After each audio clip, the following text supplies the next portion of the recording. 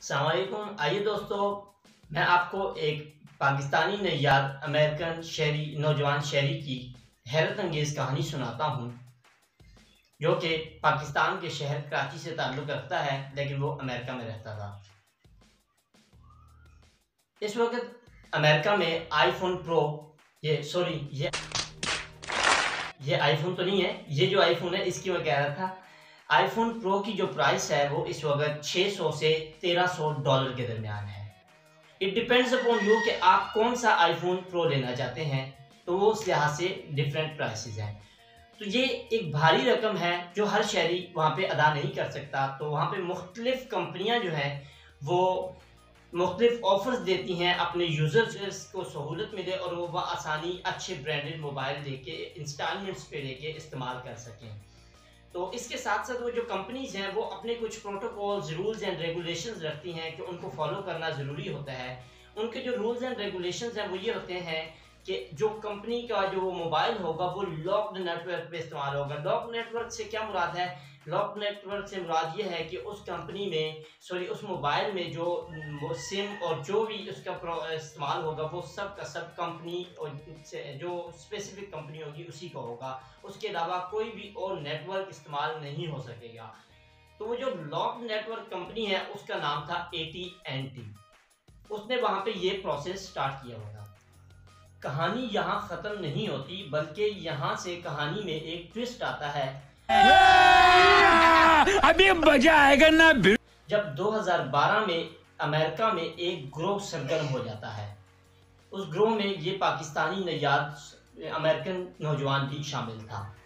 ये ग्रोह मुख्तलिफ ऑनलाइन रिटेल स्टोर्स पे जाके उन जितने भी जो उस कंपनी के यूज़र्स थे, AT&T के जो यूज़र्स थे, उनको सर्विसेज प्रोवाइड करते थे और कुछ कम कीमत में उनके मोबाइल्स को अनलॉक करके उस नेटवर्क से इनको निकाल देते थे। इससे ये होता था कि जब वो नेटवर्क से निकल जाते थे वो अपनी मर्जी से हर नेटवर्क को इस्तेमाल करते थे और कंपनी को ये नुकसान होता था कि कंपनी की जो उनके पास इंस्टॉलमेंट्स बची होती थी वो भी ज़ाय हो जाती थी और कंपनी का जो नेटवर्क था, जो कंपनी सहूलियात फराहम करने के लिए इतनी ज़्यादा उसने इन्वेस्टमेंट की हुई होती थी, वो भी ज़ाय हो जाती थी। और इस तरह इन लोगों ने कंपनी को $20 करोड़ का नुकसान पहुँचाया।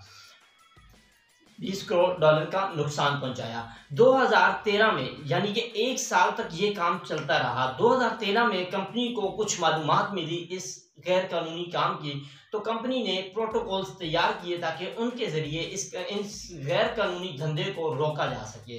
बट अनफॉर्चुनेटली ये हुआ कि भाई वो काम फिर भी ना रोक सका। कंपनी ने फिर इस पे एक ह्यूज इन्वेस्टिगेशन स्टार्ट की। इन्वेस्टिगेशन जब स्टार्ट की उसके ज़िम्रे में 2017 में जो पाकिस्तानी नैयाद अमेरिकन नौजवान शहरी था, ये हांगकांग में गिरफ्तार कर दिया गया। 2017 में जब इसे गिरफ्तार किया गया, इसे वहीं हांगकांग में रखा गया और एक साल वहाँ ठहरने के बाद 2018 में इसे USA यानी अमेरिका में मुंतकिल कर दिया गया।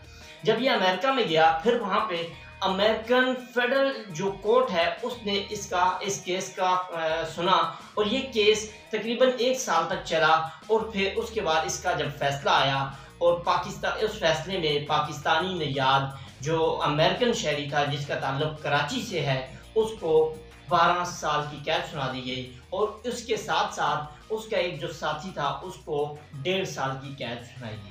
अब इस सारे ज़ुमरे में इन लोगों पर इल्ज़ाम क्या था? इल्ज़ाम ये था कि इन लोगों ने कंपनी के नेटवर्क को हैक करके लोगों को अनलॉक मोबाइल इस्तेमाल करने की सहूलत फराहम की और फिर इसके ज़रिए कंपनी को $20 करोड़ का नुकसान पहुंचाया।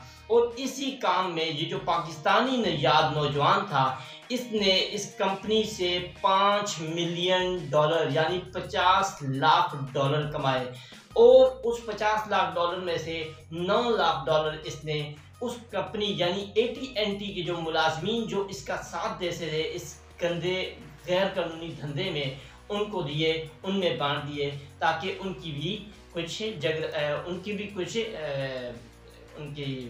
कुछ हेल्प की जा सके, क्योंकि उन्होंने इसकी through out the process help की थी। तो ये थी एक पूरी कहानी जिसके अंदर इस पाकिस्तानी नैयाद नौजवान ने एक भरपूर किरदार अदा किया और अच्छा भला गैर कानूनी पैसा कमाया। जब उसे कैद हुई तो उसके आखिरी अल्फाज ये थे, मैं पढ़ के सुनाता हूँ। वक़्त गुजरने के साथ साथ पैसों का जुनून मेरे सर पर सवार हो गया और मुझे ये पता ही न चला कुछ गलत काम कर रहा हूँ और मुझे ये नहीं पता था कि मैं तबाही के रास्ते पर जा रहा हूँ।